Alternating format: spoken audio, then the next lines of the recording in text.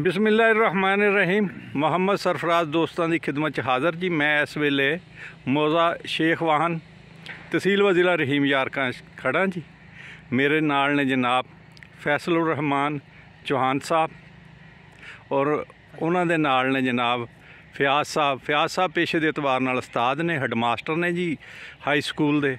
और फैसल साहब जेडे आ इन्हों तो जानते जी, ना सिर्फ जिमीदार ने बल्कि जिमीदारां दे मददगार भी ने, हर तरह करते आ। खसूसन वो प्रोडक्ट जिहड़ी फसल नूं वधांदी आ वो हर तरह की मुहैया करते। फैसल साहब अस्सलाम वालेकुम जी। वालेकुम अस्सलाम। अच्छा फैसल साहब, आने वाली फसल जिहड़ी है ना वो है हुण झोने दी, क्योंकि अज पहली हो गई मार्च दी। झोने दे बारे ना जी कुछ तुसीं फरमाओ। सर जी, जिहड़ी हाईब्रिड वैरायटियां ने वो तो हुण पिछले कई सालों तो 2 दफ़ा काश्त हो रही हैं। अच्छा जी। 90 तो 100 डेज़ उन्हां दी एज हुंदी है जी। ये हुण मार्च च उन्हां दीयां पनीरियां वगैरह तैयार हो जाणियां ने 20-25 दिनां दे विच जी। इसे महीने ही कोशिश करके दोस्त उन्हें शिफ्ट कर लैणगे। हाँ जी। और अगले महीने तो उन्हां नूं खेतां च मुंतकिल करनगे। ठीक है जी।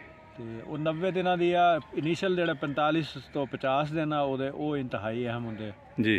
फर्टिलाइजर ओदी उन्हां दिनां च पूरी करनी हुंदी है जी।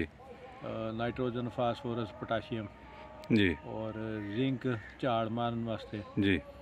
ते नाइट्रोजन जिहड़ा है ओदी तीली या नाल बनाने वास्ते इंतहाई 15 दिनों दे विच फास्फोरस और जिंक और पोटाशियम इन्हां तीन दा किरदार हुंदा जी।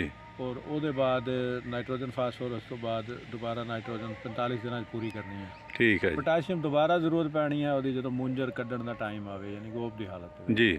उस टाइम भी अद्धी बोरी तक पाई जा सकती है। अच्छा जी। बाकी कीड़े मकोड़े आम इहदा रूट बोरर है या टॉप ते भी ये बोरर वगैरह आते हैं जी।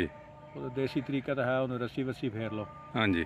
वरना जड़ियाँ अद्वियात हर एरिए दे विच इक्को जी दवाई नहीं चल सकती। ठीक है जी। दानेदार आ बेशक उत्ते स्प्रे करने वालियां ने, वो एरिया वाइज मुख्तलिफ ने। जिहड़ी कोई दवाई पैस्टिसाइड या दानेदार अच्छा रिजल्ट दे रही है हाँ जी वो उन्हों ही चलाई जाना चाहिए। जी। 1-2 साल तो जिहड़ी दवाई तुहाडे नाल बेहतर चल रही है जी ਉਹਦੇ ਤੇ ਇਤਮਾਦ ਕਰਕੇ ਚੱਲਣਾ जी।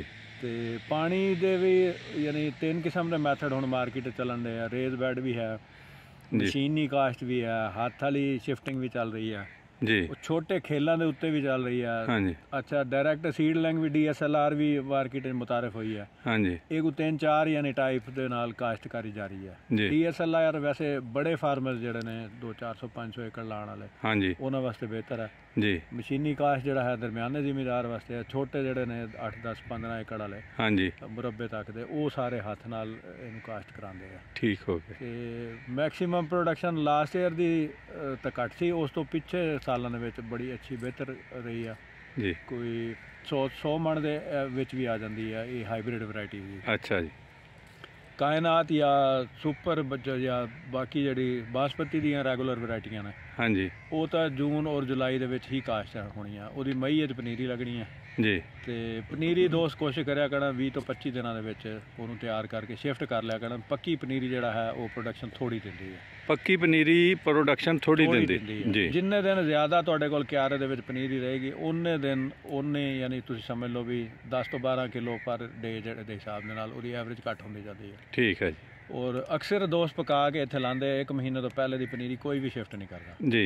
तो कोशिश करनी चाहिए 25 दिनों के पनीरी तैयार करके तो उन्हें शिफ्ट कर लेना चाहिए। ठीक है जी। इस तो अगे नहीं जाना चाहिए। ठीक है जी। तो डबल फसलां लैण वाले जिहड़े दोस्त ने वो पहली फसल नूं तां पानी फुल फ्लैग लाण जिस तरह आम तौर पर लगता, हाँ जी। लेकिन ਉਹਦੇ ਬਾਅਦ ਮੋਢੀ ਫਸਲ ਰੱਖਣ ਡਏ ਆ ਜਾਂ ਦੁਬਾਰਾ ਤੋਂ ਕਾਸ਼ਤ ਕਰਨ ਡਏ ਆ। मोडी हो जाती जी। ਹੋ ਜਾਂਦੀ ਆ ਲੇਕਿਨ ਪੈਦਾਵਾਰ ਅੱਛੀ ਨਹੀਂ ਦਿੰਦੀ। हाँ जी। 20-25 ਮਣ 30 ਮਣ ਤੱਕ ਤਕਰੀਬਨ ਆ ਜਾਂਦੀ ਆ ਉਹ ਵੀ। अच्छा जी। ਤੇ ਦੂਸਰੀ ਵਾਰੀ ਵਾਲੇ ਜਿਹੜੇ ਨੇ ਉਦੋਂ ਪਾਣੀ 30% ਉਹਨੂੰ ਘੱਟ ਲਾਣ। ठीक ਫਿਰ है। ਉਹਨਾਂ ਦੀ ਪ੍ਰੋਡਕਸ਼ਨ ਬਿਹਤਰ ਬਣਨੀ ਹੈ, ਝਾੜ ਅੱਛਾ ਬਣਨਾ, ਪੈਦਾਵਾਰ ਪੂਰੀ ਆਣੀ ਹੈ। ਵਰਨਾ ਝਾੜ ਪੂਰਾ ਨਹੀਂ ਬਣਨਾ। ਪਹਿਲੇ ਵਾਲੀ ਫਸਲ ਦੇ ਵਿੱਚ ਜ਼ਮੀਨ ਜਿਹੜਾ ਉਹ ਠੰਡੀ ਹੋਈ ਹੋਣੀ ਆ, ਉਹਦਾ ਮੋਇਸਚਰ ਪੂਰਾ ਹੋਣਾ। ठीक है जी। ਬਸਾਮ ਉਹਦੇ ਬੰਦ ਆ।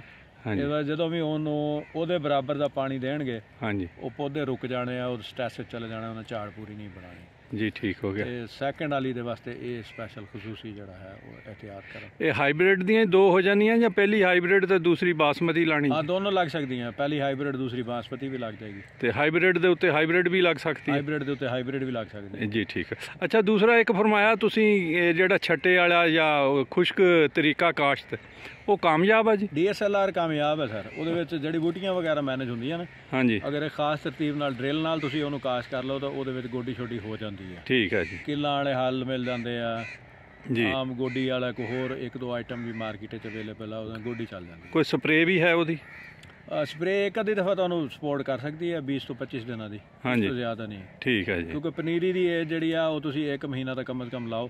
ਹਾਂਜੀ। ਉਸ ਏਜ ਦੇ ਵਿੱਚ ਉੱਥੇ ਜੜੀ ਬੂਟੀਆਂ ਨਹੀਂ ਹੋਣੀਆਂ ਚਾਹੀਦੀਆਂ। ਠੀਕ ਹੈ ਜੀ। ਜੀ ਚੌਹਾਨ ਸਾਹਿਬ ਤੁਹਾਡਾ ਬਹੁਤ ਸ਼ੁਕਰੀਆ। ਮੇਰਾ ਖਿਆਲ ਤੁਸੀਂ ਮੈਨੂੰ ਸਵਾਲ ਪੁੱਛਣਾ ਹੀ ਨਹੀਂ ਦਿੱਤਾ, ਆਪ ਹੀ ਸਭ ਕੁਝ ਦੱਸ ਦਿੱਤਾ ਤੇ ਬੜੀ ਮੁਫੱਸਲ ਤੁਸੀਂ ਇਹਦਾ ਦੱਸੀਆਂ ਜੀ ਤਰੀਕਾਕਾਰ, ਫਾਇਦੇ, ਸਪਰੇਆਂ, ਖਾਦ। ਬਹੁਤ ਬਹੁਤ ਸ਼ੁਕਰੀਆ ਜੀ।